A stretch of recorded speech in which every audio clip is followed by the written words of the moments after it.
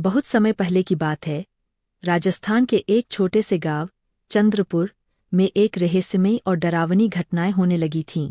हर अमावस्या की रात गांव के बाहर स्थित पुराने श्मशान घाट से किसी की चीखें सुनाई देती थीं और सुबह किसी न किसी व्यक्ति की सिर कटी लाश मिलती थी।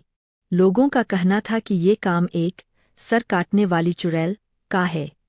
कहा जाता है कि वर्षों पहले उसी गांव में एक औरत चंपा रहा करती थी। वह बहुत ही भली औरत थी, लेकिन गांव के कुछ लालची लोगों ने उसे डायन बताकर मार डाला। उन्होंने उसका सिर तलवार से काटकर कुएं में फेंक दिया और शरीर को जलाने की कोशिश की, लेकिन चंपा की आत्मा को चैन नहीं मिला और वह एक भयानक चुड़ैल बन गई। अब वह बिना सिर के भटकती थी, लेकिन उसका सिर हवा में उड़ता रहता और शिकार की तलाश करता। जिस किसी को वह देखती, उसका सिर काट लेती और चीखती, मेरा सिर दो। एक बार गांव के साहसी लड़के विनोद ने ठान लिया कि वह इस रहस्य को सुलझाएगा।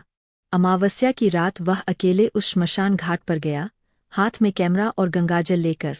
कुछ देर शांत रहने के बाद एक अजीब सी ठंडी हवा चली और तभी हवा में एक सिर दिखाई दिया। विनोद डर गया, लेकिन हिम्मत जुटाकर उसने गंगाजल उस पर फेंका।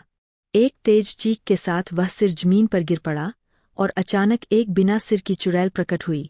गांव वालों ने आवाज सुनी और दौड़कर आए। उन्होंने मिलकर उस सिर और शरीर को एक साथ जलाया। कहते हैं उस दिन के बाद से वह चुड़ैल दोबारा कभी नहीं दिखी।